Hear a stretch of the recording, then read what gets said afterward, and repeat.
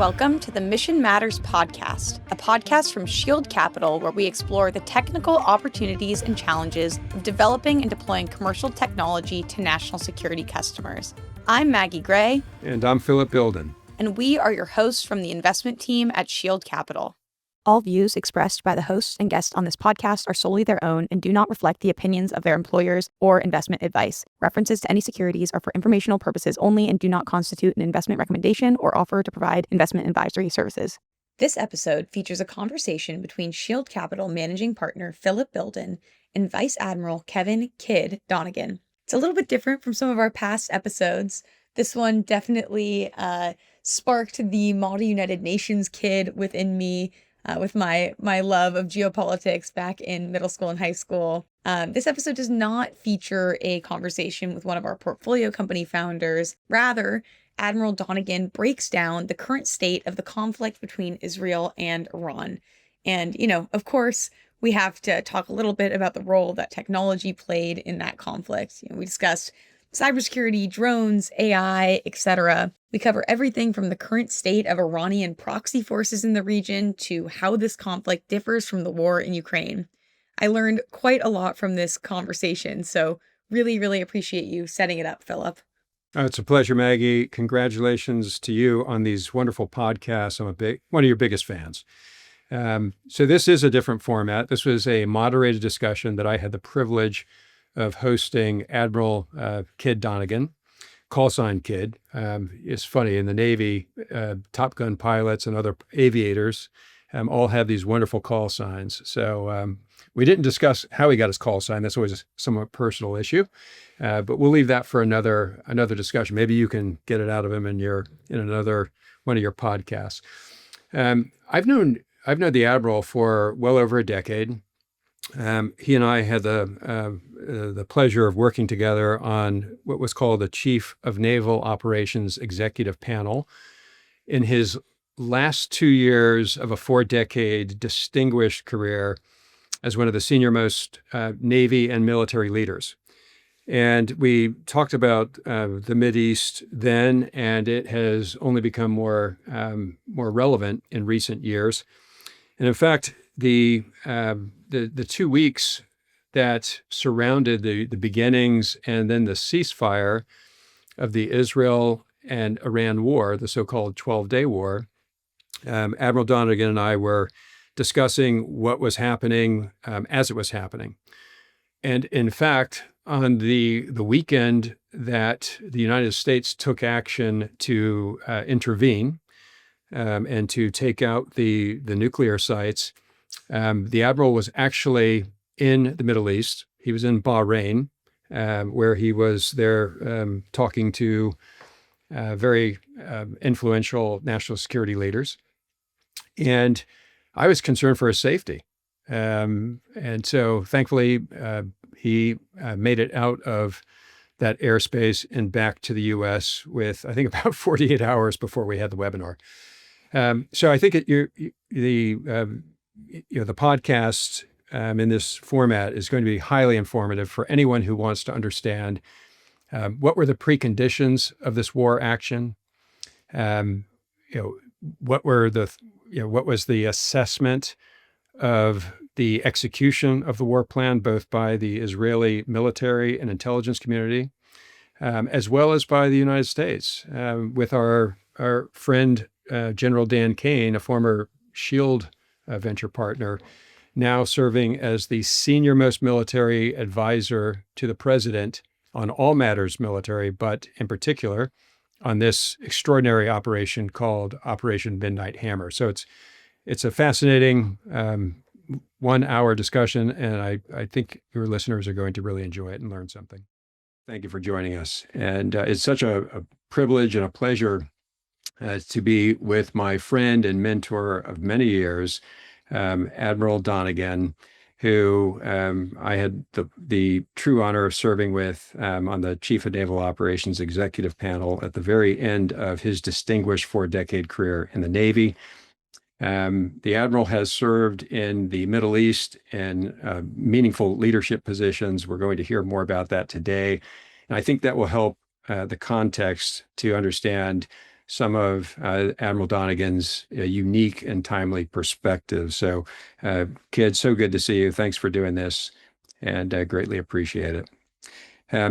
I will just want to remind the attendees that in addition to your distinguished service, you were actually just in the Middle East prior to the ceasefire, during combat hostilities, and 2 Sundays ago, you and I were on text message on Signal, the encrypted app, and I was inquiring as to your safety, given that the Iranians decided to take counteroffensive measures with 14 intercontinental ballistic missiles raining down very close to you on U.S.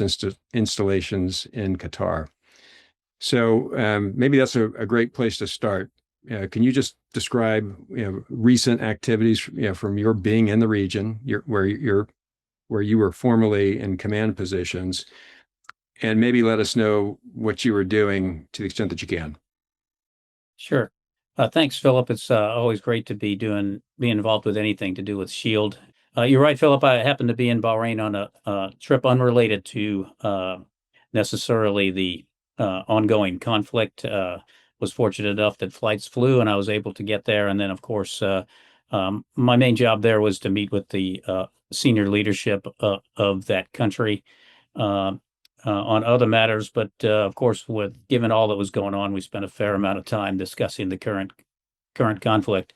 Interesting enough, Philip, that was the very first time that I think I was deployed to the Middle East was 1983, and it was because the Iranians were refusing to let international inspectors in to look at their nuclear sites. So it's pretty incredible that this Iranian situation that's on the front pages now has its roots in decades of history in the region. So bottom line, I was there on other business, but was fortunate enough to get a chance to engage with leaders. I go to the Middle East on a regular basis, predominantly the United Arab Emirates and Saudi Arabia. In this case, it happened to be Bahrain. So that's why I was there. And my wife wanted to know what I was doing there, of course, when all these things broke out, but she thought that stuff was over. Terrific. Well, you certainly have a very timely perspective in addition to all that you did in uniform. Maybe you can just talk a little bit about your command responsibilities during combat operations in the Middle East, specifically with Iraq and Afghanistan, and what it means to be an operations officer within Central Command, the combatant command responsible for the Middle East area of responsibility, as well as commander of the Fifth Fleet, part of the numbered naval maritime fleets in the U.S. Navy. What does that involve? And really, what has changed over that time to where we are in the last 12-day war, as it's been called? Yeah, that's super. The perspective that I'll give you is one from studying and being in the region a long time. As I mentioned, the first time I deployed, I was a young junior officer to the Middle East, but I also commanded a strike fighter squadron there during Operations Desert Storm and what came after. I commanded an aircraft carrier that was deployed during the peak of the Iraq and Afghanistan war. And as you mentioned, I worked as the CENTCOM Director of Operations. And I guess to put that in simplest terms, I worked for both General Petraeus and General Mattis as their chief operating officer at the peak of the wars in Iraq, when we had 100,000 troops in Iraq and 60,000 troops in Afghanistan. And then we shifted that to go to 0 troops in Iraq to 93,000 troops in Afghanistan, all while we were fighting al-Qaeda in both Pakistan and Yemen. So that's the stage that I looked at. And one of my predominant jobs then, when I was Director of Operations in Central Command, was the Iranian problem set. And as a matter of fact, it was back in 2010 when I first started there that this weapon systems and capability that you saw put into play, this penetrator weapon, was developed, and we actually ran exercises to test it. And then we ran exercises to simulate the entire operation, including launching B-2s and flying them halfway around the world to practice this mission. As you can imagine, that's gone on now for some time. And then later, when I got to Bahrain, I lived there for 3 years. during the time when you saw the rise of the Houthis, one of Iranian's proxies, come up, and it was my ships that got attacked, and we retaliated against the Houthis with TLAM strikes against the Houthis, and that was back in 2015. So the perspective that we'll talk about today is based on all of that experience, so to speak, Philip. I don't usually talk about that in that kind of detail, but to help, since there's many in the audience that don't know my background, that's what we'll be talking about. That's the basis that I'm looking at, or the lens that I'm looking at things through today. Yeah, completely understand and appreciate that. And thank you for kind of defining terms and the like for the non-military in our audience. So, Admiral, here we are at the end of a 12-day war. We're less than a week into a ceasefire. And yet there's been extraordinary military and intelligence and technological activities since the October 7 Israeli conflict with Hamas. But as you just referenced, going back to when you were in uniform, the activities in preparation for the U.S. intervention involving the B-2 and the bunker buster have been going on for over a decade. So this is an extraordinary set of events measured in years, but also in days and weeks. Where are we now? As you assess all of this, with respect to the viability of a ceasefire holding, the nuclear non-proliferation assessment of what damage has been done to Iran's nuclear facilities, and really just reflections on the past couple of weeks. It's been changing by the day. Well, super. Philip, what I'll do is I'll attack that question in three ways. One, in a broad perspective about what's the Middle East look like now and why is it so different than it was before October 7th. I'll dive in a little bit and talk about, if you like, my assessment of the nuclear capability now after what's happened that Iran possesses. And then I think it's logical then to kind of move to the ceasefire and if that's going to hold and what that looks like in the broader perspective. But first, just to set the context, the framework of the Middle East. For years, Iran was a country that really didn't spend its fortune on building the best military. Instead, they built really good defensive capability and a really good ballistic missile capability and drone capability. In other words, they built the missile side, not the rest of the conventional arms. And then separately, they built something called proxies. And these are elements that work in one way or another, by and large, to the same purposes for Iran that were spread around the region. And they used those to do their bidding and then claim when they used those forces, it wasn't them that was using them. So those forces that were their key proxies were Hezbollah, Hamas, the Houthis, and militia that they have in both Iraq and Syria, just to name a few. And then they have sleeper cells in other places, including the United States. And those would be the arms that if Israel or the United States would do something, those would be the arms that would reach out and touch back on Israel. Hezbollah would launch thousands of missiles they had potentially into Israel, or bases would be attacked that the U.S. owned if they used facilities. We saw that when they went and attacked a base that we had in Jordan. We've seen them do it in Iraq.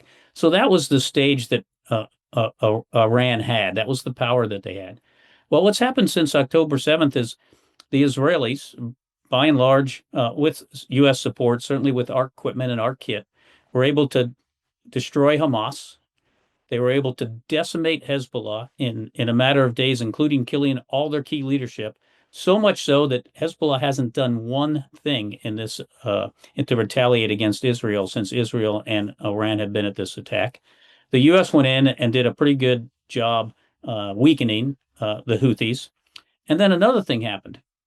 Iran's closest, really, and only ally in the Middle East, Syria, Assad, got driven out of power in a matter of days and had to seek refuge in Russia.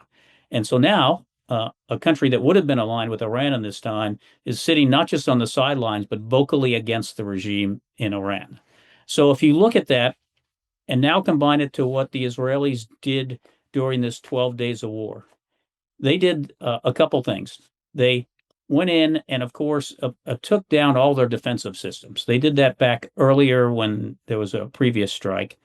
But then they went in and finished that job off. So they quickly got complete air superiority over the corridors they wanted to operate in Iran. And then the Israelis took out key leaders. This is significant key leaders across the Iranian military force, but especially what's called the IRGC or Quds force. That's the arm of the military that runs all those proxies and owns all those missiles. In other words, they went out there and decimated these and killed these leaders where they slept in their residence, where they worked, when they were commuting, and they took them out. And if you can imagine how destabilizing that would be. At the same time, they attacked all the missiles and systems and what would be the backbone of support, the places those things are built and manufactured where more can be replenished. They destroyed those missiles and systems in their own country while they went after the nuclear sites, with the exception of Fordow, which was deeply buried. And then we saw the United States go in and use that system that you described against it. So what you have now is an Iranian regime that is attacked in the following way. Their military was weakened, their IRG Quds force especially weakened, and now that's weakened the Iranian regime, but it's still there. The regime is intact. And so that's the stage that everything's set in now, is a tremendously weakened Iran. But you also heard the supreme leader step up and say, we won. And that's because his bar for victory is regime survival. So basically, he stood up to the blows that the Israelis could do, the blows the American could do, and is still in control of his country. And all the rest of the stuff, they'll rebuild that over time, is the lens that they look at it through. And that's kind of the stage we're in. And that brings us to the nuclear site assessment. But let me stop there before we talk about that and see if you have any questions on that frame setting. Sure. We'll come back to regime status, whether Khomeini will be able to retain his power. You have some insights into some of the diplomatic initiatives with the U.S. administration and the Israeli leadership. So we'll come back to that. But I would like you to touch upon, before we go to nuclear, what you saw in the use of technology, techniques, procedures that just led to this extraordinary set of events where the United States, well, Israel and the United States jointly controlled the airspace and had decimated much of the senior leadership, of the Iranian Quds Guards, and really put, a sense of panic in the Houthis in terms of were they next on an exploding pager? Super. Yeah. So, this gets to the heart of Shield, really, Philip, when you talk about it, with Shield's focus being on autonomy and being on space and being on AI, being the enabler for all of those, and how they can, how they're coming together for the future. What you saw the Israelis do was facilitated by all of those things. Think of the ability and the deep penetration that the Israelis must have had into the Iranian network to be able to know where all their leaders were at that given time that they needed to know. In other words, and it wasn't just one, it was all of the leaders.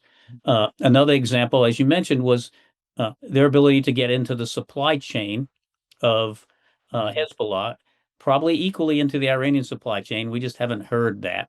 And how do they access that? They access that through some human intelligence, but predominantly electronic intelligence that comes from space. It comes from systems that can understand signals intelligence, but also can understand how networks are put together. So think about cyber, right? So clearly the Israelis had to have access where they penetrated all those networks of the Iranians and then exploited them to understand not just where they were, but what they were doing and how they were making decisions. And then when they went to employ, they didn't just take the systems out by flying overhead at 40,000 feet and dropping bombs. You probably saw that they had forward deployed elements in the host country of Iran that deployed drones that helped finish off the integrated missile defense systems, anything that was left from what they took out before, they took that out before their fighters ever got to the airspace, using the same kind of things you saw the Ukrainians use, but on Yes. on steroids. Mhm. So then what else? Of course, they denied uh, the they would deny then to blunt any attacks that were coming back on them. They deny they use those same kind of systems to deny the Iranians the ability to do precision targeting with GPS type denial systems and such. On the other side, the Iranians were doing similar things, denying GPS signals, but the kit that the U.S. used was able to be much more. I mean, that the Iranians used could work through all of that problem. So, in essence, you saw cyber, you saw space, you saw AI all put to use because if there's one thing the Israelis are experts at, it's integrating all that information, infusing that phenomenal intelligence they gathered to make sense out of a picture that they could then exploit in their combat operations. Yeah, well, thank you for that. It's not by accident that we see at Shield a lot of fascinating companies started by Israeli former military technologists, entrepreneurs. So you were very early to introduce cyber into Central Command. That was one of your duties and innovations as the operations officer. Um, Technology's changed rapidly in that time, but how would you assess the use of cyber specifically among all the other asymmetric technologies that we saw and maybe didn't see, but know were operative in this operation? Yeah, I'll have to be careful here because I was intimately involved with the planning for the operations that we would do here. That, as you Yeah. can imagine, intertwined the National Security Agency operations, which worked for the intelligence community with CENTCOM, which are the employers of all that, right? And if you think of cyber, you have to think of it. Everyone likes to think about the offensive capabilities of cyber, right? And you can go in there and like the Stuxnet virus and destroy centrifuges without ever having to put somebody on the ground. One of That's the one of the earliest Israeli uses of cyber against Iranian nuclear proliferation, going back over a decade. Yeah. That's right, where they entered a particular set of malware directly into the control systems of the centrifuges, can cause them to spin up at a higher rate of speed and basically destroy themselves, if that makes any sense. So, one of the things that's always at play when you have that's the things that people think are the cool things related to cyber. But cyber has many other uses. It has the capability of giving you access to listen and understand and then further develop networks. And AI gets applied to that. And now you have a much completer picture of how Iran does things, how they supply things, how you learn their supply chain.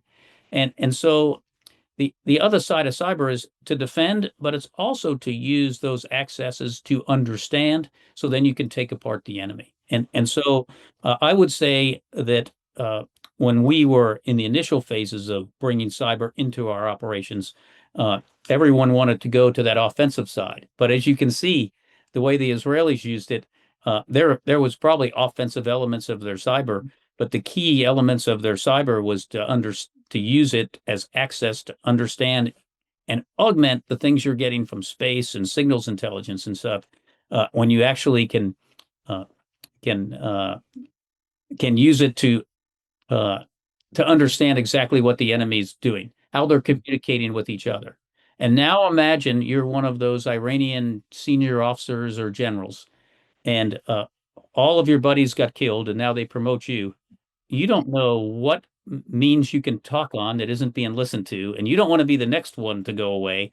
And you don't know who even you can talk to, who's a good guy and who's a bad guy. You don't know how the Israelis are getting information on where you are, and you don't know who you can give an order to that won't be overheard. So Mhm. you can imagine the paranoia that it would put in place, and think about that as an amazing use of cyber that isn't necessarily talked about when it's easy to glom on to we can take out the centrifuges. Mhm. Yep, it's basically a psychological operation, and cloaked in technology.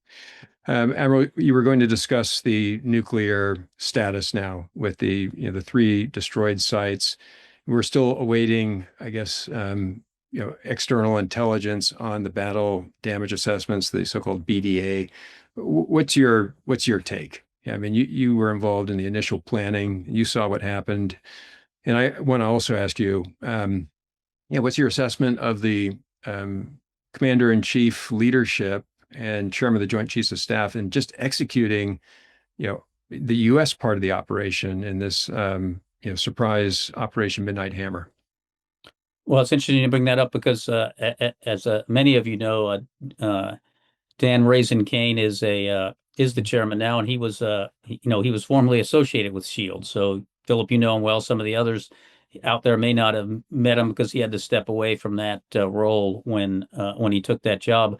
But there's no tougher job than the chairman when you have a crisis like this. The chairman's job in that time is to take the options that the combatant commander, this case Central Command, brings to present to the president. Because what a president wants isn't an answer to the problem.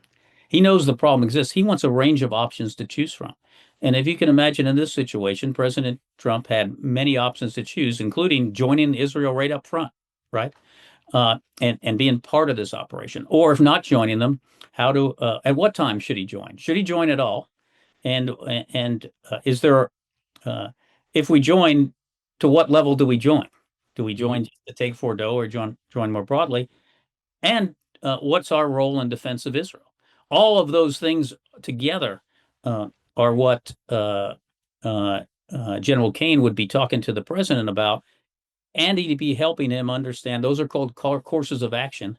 Which ones the president chooses, like any CEO of a company, he's not going to want just one option. He's going to want to understand the range of options he can employ and have the right advice on which ones of those.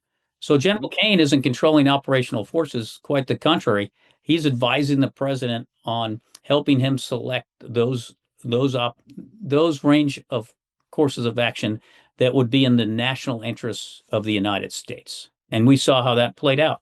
The president didn't choose to join Israel in the front end. He chose to let Israel play this out. We did, of course, provide them the kit, provide them the weapons. We probably collaborated on intelligence. Maybe we collaborated on air-to-air refueling and things like that. But we weren't directly over Iran with them initially. And then there was a choice made to go in and finish the nuke sites off. But we also defended Israel. We were active participants in keeping the hundreds of missiles that were fired at Israel and blunting that effort to significantly reduce their effectiveness when they got to Israel. So let's talk about the nuke site. There's lots of press about it and lots of people that want to tell you this or that. Fundamentally, you have to look at Iran's nuclear program not as one thing. In other words, not as what's in Fordo. You have to look at it as the entire program that gets you to a nuclear weapon. And that includes the centrifuges that spin uranium to get it to the right level and purity that you want, right? It also includes, though, the technology to put that on some kind of delivery device. It includes the technology to make the bomb. It includes all the scientists that have knowledge of it. It includes the other leaders that run the programs. And if you put that all together and you look at what was attacked and what is gone today, Iran's nuclear program as it existed is gone. What remains are elements of it, if that makes any sense. But the string of programs, the entire program itself is no longer in existence. What is there's probably a certain amount of uranium that's enriched to 60% that is somewhere. However, we may find out that the lion's share of that is buried at Natanz, and some of it is probably buried at Fordo. Their ability to spin centrifuges to get uranium above 60% is damaged in some way. Their key leadership that runs all these programs is gone. Their ability to make the actual bomb itself, the metallurgy and all that goes with that, has been decimated. It doesn't exist anymore. So that's how I can make this statement. Over time, we'll understand how much of Fordo was gotten at. Now, not being an expert, and I don't see the BDA today, what we did wasn't designed to collapse the entire internal, all the tunnels that exist in Fordo. What that operation was designed to destroy those centrifuges that could spin uranium to a higher level. And as you heard the International Atomic Energy Organization say, they're 100% assured that those centrifuges can't do that anymore because their tolerances are built that they can't take vibration. They're built to these super tight tolerances because they spin at super high speeds. And if you can imagine, it doesn't take much to damage that. And then when it's damaged, they become unrepairable. Mhm. So look at the program that way as opposed to, oh, is it Fordo, etc. And think of Natanz, when that site was attacked, it may be years before anyone can even go in there because there was uranium stored there, and all of that is now buried in what's contaminated with alpha particles that they may not be able to go in and even inspect it. Does that make sense? It makes perfect sense. Thank you for that assessment. So regime stability or instability, it's your guess is going to be better than most. This is something that's very difficult to plot out, but you spend a lot of time thinking about these issues in uniform, and actually in some of your post Navy career life on various policy boards. What are the prospects for Khomeini's regime to remain intact now that their largest source of leverage, the nuclear blackmail, has been severely degraded? Right. And so, this is a real interesting question. So I'll frame it this way. Anytime the United States is involved in trying to impose a regime change, we really weren't successful, except you could argue once with Japan. Mm-hmm. And that's because of unconditional surrender that happened, and we rewrote a constitution for the country and helped implement it under MacArthur. Mm-hmm. If you look to Germany, again, an unconditional surrender, but maybe less successful because the world only got about half that right at the time, and Germany got split up, and it didn't work out the same way. But beyond that, our track record for regime change it is not good. And the reason is because it's very difficult. It's impossible probably to build a military plan that can get you regime change. What you really want in Iran is a revolt, right? You Mm-hmm. want the people of Iran to cast the leader out, and then Mm-hmm. that puts you in a different stage. Uh, it's unlikely to have that happen in Iran, at least in current times. So that may come over time, but it's unlikely. And that's because the regime has built a system, a network of command and control uh, that suppresses any kind of revolt early. And I'll give you one example. If you remember the women's issues that came up that started to gather attention about a year and a half ago, and everyone thought this was going to be the beginning of something. In a matter of a few months, that was put down, and it's put down with the regime that roots that out, has systems, and people know that if they get vocal, them, not just them, but their families end up in prison and jail and off somewhere. So the regime change thing is not something you design a military operation for. What you can do is topple a government and have a failed state. Right. And so could that happen? It's unlikely now because the supreme leader's still there. And if he were to be killed as an individual, that mechanism for the regime would still exist with a different leader. Mm-hmm. So you and I have had some discussions recently about the role of the Trump administration having a restraining influence on the Israeli leadership. Do you want to just provide a little bit of color there? Well, one of the most interesting relationships that exist is probably the one between Bibi Netanyahu and Trump. And no one really knows what that relationship is except the two of them, but it's certainly had, it's had its ups and downs. But where they collaborated, you'd have to argue has been in this operation was well, right? In the end, Israeli did the lion's share of the fighting with U.S. kit, and when needed, of course, campaigned hard to have the U.S. do what they could do in Fordo.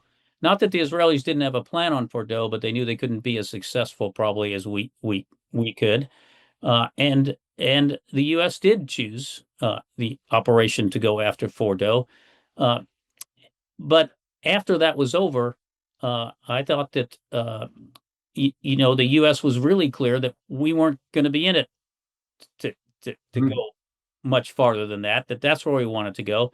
And then President Trump wanted to influence Netanyahu to cease the fighting at that point. That the nuclear program was decimated enough, as I described, and we were sharing, of course, and had the same intelligence the Israelis had, and at the time, he probably understood this revolt versus regime change problem set that I described, because everyone's been studying it hard, and convinced Netanyahu to stop. At the same time, though, Netanyahu just days before was indicating, even before that they had probably achieved the key objectives that they wanted to. And I'd say this, that I don't think the Israelis would stop if they hadn't successfully gotten through everything that was on their list that they believed that they could still get at. So that kind of brings us to the ceasefire, Philip, which is, I would say that you'd have to look at it as probably a one-sided ceasefire. The Iranians have stopped. The Israelis are watching. They're doing their own BDA. They're understanding, and I believe that in their mind, they reserve the first right of refusal to go back in there if they find something that they should have gotten that didn't get serviced. I hope that doesn't happen, because I think there's a great opportunity for Iran to be at a table now, somewhat disadvantaged, but we have to be cautious, because the Iranians, if there's one thing that they're experts at, is negotiations. Correct. They are really good at that, and they understand the interplay of the international community very well, and use that, use entities against each other to buy them time, reconstitute and rebuild, and those elements of the nuclear program that remained, and other things that they have, they're bargaining chips now for them at the table. Mm-hmm. You had mentioned previously sleeper cells in the United States. How concerned should all of us as Americans be? And this would not have been the first attempt by the Iranian regime to have assassination efforts against specific leaders. So. No, as a matter of fact, as you know, the Iranians tried to years ago had tried to assassinate an Arab leader here in the United States. It was failed and foiled, but the example that whole operation is what they have as part of, when I mentioned proxies and Quds Force and terrorism. It's why the United States designated the Quds Force as a terrorist organization, because they do have those sleeper cells out there, and they're not just in U.S. countries. They're in our allies' countries. They're in Arab countries. And what I can say about it is, you can never say they're not, that's not an issue. But you can imagine it couldn't be higher on the priority list of the United States intelligence services, the Israeli intelligence services, and the intelligence services of our allies and partners. And no matter what you see at summits and G7s and such about people not getting along, the one place that the collaboration across intelligence agency is intertwined is when it comes to counterterrorism and the passing of this kind of information. So I won't say don't worry, all is well. There's just not a reason for Iran to do that right now. They're in a position now to negotiate from what they believe, where they still hold some cards to play. One of them is, do I even participate with the Atomic Energy Commission? Do I walk away from the Nuclear Proliferation Treaty that allows inspectors to come in? That's a card. To whatever's left of their nuclear program, to the other things like the other weapons they have. The Israelis destroyed a lot of their long-range ballistic missiles and drones, but they still have thousands of missiles that can range all the Arab countries that are virtually untouched, other than their leadership and command and control has been attacked. So, Kid, let's talk a little bit about your relationships and perspectives with Gulf allies. We've talked a lot about Israel, but MBS in Saudi, the UAE, Bahrain, et cetera. And then I want to expand the aperture to think about what's happening in North Asia with China, as well as the current and active hostilities on the European continent with Ukraine and Russia, and what lessons are being drawn from the military and political leaderships in those areas based on what they're seeing on the ground in Israel. Yeah, so if you can imagine, and you're a China, uh, you know, or you're a Russia, you're looking at this whole operation through a different lens than we just discussed, right? Mhm. So let's take your Putin, for example. Uh, you're somewhat ecstatic because you're going to have a free hand while this is all going on to continue your operations that, when the world tends to jump on one problem at a time. And so if you looked at the news cycle uh, and the attention of world leaders during these 12 days, there was little about Ukraine going on. And even though the horrific things Putin was doing, he continued to do. So from that lens, uh, you know, uh, Putin is watching this, comforted that the attention isn't on him at that moment in time. But if you're China, it's a different lens. First of all, you get the majority of your energy from the Middle East, so you don't want. There's lots of talks about Straits of Hormuz closing. You don't want that happening. So you're behind the scenes ensuring that you can still get your oil and energy, right? And they pay for it at a regular price to the Gulf nations. A large portion of the GDP of both Saudi Arabia and the UAE, and to some extent Qatar, comes from dollars paid by the Chinese for that energy. Then the China gets at a huge discount the black market oil that Iran's not supposed to sell. They're selling that crude to the Chinese. So basically, you want the Straits of Hormuz open. Uh, so does Iran, because they continue to then get money from the Chinese, who are the only folks really buying that oil from them. But the other thing you're looking at in China is you're looking at two things: Ukraine and this war, and seeing different ways of warfare being fought. In Ukraine, you saw this innovative use of drones, innovative use of technology, uh, commercial, fast, fast reaction time to refine weapon systems and make them work to where the Ukrainians were able to decimate the Russians' Black Sea fleet without a navy. Right. That's innovation. But now you watch what the Israelis did and see this way of warfighting that not only went in and took out targets, but did it from internal to the country and decimated leadership at the same time with precision, accuracy, and get into the supply chains. Mhm. So if you're China, uh, you're probably looking at all of what you see and saying, okay, any future war is going to have dimensions that I better really understand my vulnerability to before I take that step going forward. And then one you didn't mention is North Korea. So if you're the leader in North Korea, your lesson is clear: never give up your nuclear weapon. So think If you, and you better be careful where they are. And if Ukrainians would agree with that ex post facto after the fact, yeah. yes. Yeah, yeah, massive leverage, given up, or at risk. So You did ask about our allies and partners. If we talk about our Arab nation partners, let's just talk two of them for a second, Philip, because I think they're super important, especially to Shield and those in tech. Between Saudi Arabia and the UAE, you have two of the largest investors in tech in the world, right? And they've decided, both those countries, to go all in when it comes to moving forward with the United States in the development of AI. And you're not going to see a change to that. Mhm. And that it means their sovereign wealth funds are looking at, in different ways. Saudi Arabia is doing it different than the UAE.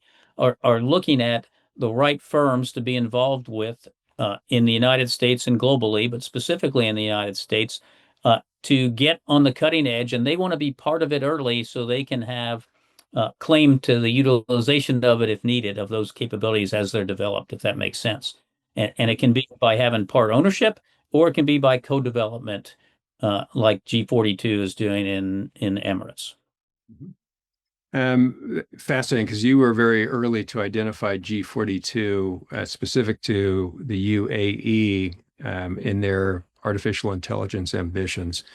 So I suspect you would agree with the overall assessment that these asymmetric technologies that are fundamentally commercially developed technologies by mostly, startup founders, scrappy startups coming out of university labs and the like, as opposed to large research labs, or, DARPA being, the prototypical one going back from the Cold War, and not necessarily coming from large defense primes.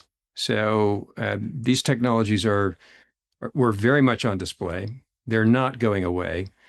That's why we set up Shield to go after them. But when Raj Shah and I decided to do Shield several years ago, before actually having a fund business and a full team, this was before Ukraine. This is before what we just saw, and it's unfortunate that the world's going in this direction, but that's not our decision. It's going in this direction. You and I were talking earlier about alternatives to GPS. Can you just share what happened when you were in the region last week in terms of your lack of GPS and how that even happened? Yeah, sure. Before, let me just finish one thought that you just brought up there, and then we'll do the GPS piece. What's crystal clear to me that the reason that you're seeing this heavy investment in AI being to the earlier stage companies is because it's about speed to innovation, right? It's about what you saw in Ukraine, right? How can I take something and rapidly develop it? And when you talk about primes, it's harder for them to have that same cycle of speed, and it's although some are working on it. So what's really cool about this is these Arab nations, especially the UAE and Saudi, have decided when it comes to AI to invest, to be with the United States and not China. And that was a hard singular decision that they made. MBZ in the UAE made that decision to step away from China and join with the US because they see the future being in those same companies you described, if that makes sense. They know that we're going to do it, not just in the right way, but we'll also be profitable. And we'll, our American businesses will drive it to the right answer, right? So, and they couldn't get that with China. There's no way they could get that. And NBC was supposedly said it was the easiest decision. NBC is the leader of the United Arab Emirates. It was the easiest decision he made to align and make sure G42's work was with the United States and not China. So GPS, is interesting because it's kind of indicative of technology, right? It's what allows our weapon systems to be super precise, right? And there's different ways to guide, etc. But the advent of GPS weapons changed warfare, right? Before, to get a weapon on a precise target, you needed a laser, you needed something because the inertial measurement units weren't as precise, right? They couldn't get it through the window of a building, to hit this particular whatever. So, but then what came up, just like you see in drone technology now, counters to that, right? So, okay, if I have something I want to protect, I can put GPS jammers all around that target, and then it can never be struck to the precision that the weapon system could have. It may get close, but it may not get as precise as they want it to be. And think about a bunker busting bomb trying to hit one tiny little shaft to get to go down as an example. Well, when I was in the entire time I was in the Middle East, my iPhone here, and I've got it in front of me, it never told me where I was accurately for the duration of that conflict, and the time was never correct. I was in Iran one day and in Europe the next day, because obviously, the coalition forces, the allies of the U.S. are using GPS jamming so that the Iranians can't target, but the Iranians were also using it. And they were using it in the waters of the Arabian Gulf. And if you go and just do a Google search, you'll see that there have been almost ship collisions and ships going off course that are trying to drive back and forth through the Persian Gulf because GPS isn't working anymore, or wasn't working. Reports are now it's kind of back to normal, and they also, so that kind of technology is classic. We see the same thing in drones, right? Drones have a capability So where's the technology going in? Drone defense, right? And how do I counter the drones? And then it's just the technology starts to just build on itself. But and those countries that understood it, like the United States, we could still deliver those precision munitions where we wanted to, despite GPS jamming. And Israelis using U.S. kit were able to do the same thing. Fascinating. Admiral Donegan, thank you so much. This has been a fascinating conversation. You and I get to have these frequently, but for many of our investors and friends, this is rare and is certainly privileged. I am much more optimistic today than I was even a couple of weeks ago. Just given the massive shift in facts on the ground in a volatile part of the world. I think there are many lessons on deterrence that are being absorbed, as you point out, with adversaries to the United States that will take note. The technologies that Shield Capital is supporting are very much on the ascendant and going to be increasingly important. Good guys and bad guys may have access to it, but we're supporting the good guys, and mission matters. That's why we do this, in addition to generating returns for our investors. So I just want to thank you, and very grateful for everything you've done for me personally and for Shield Capital. And I hope you'll be at our California event so that some of the people that you haven't met are able to spend time with you. Well, thanks. I'm also optimistic, Philip. I think from the Middle East, time will tell on how we capitalize on what's been achieved. Be careful, though. The Iranians, will want to slowly rebuild, and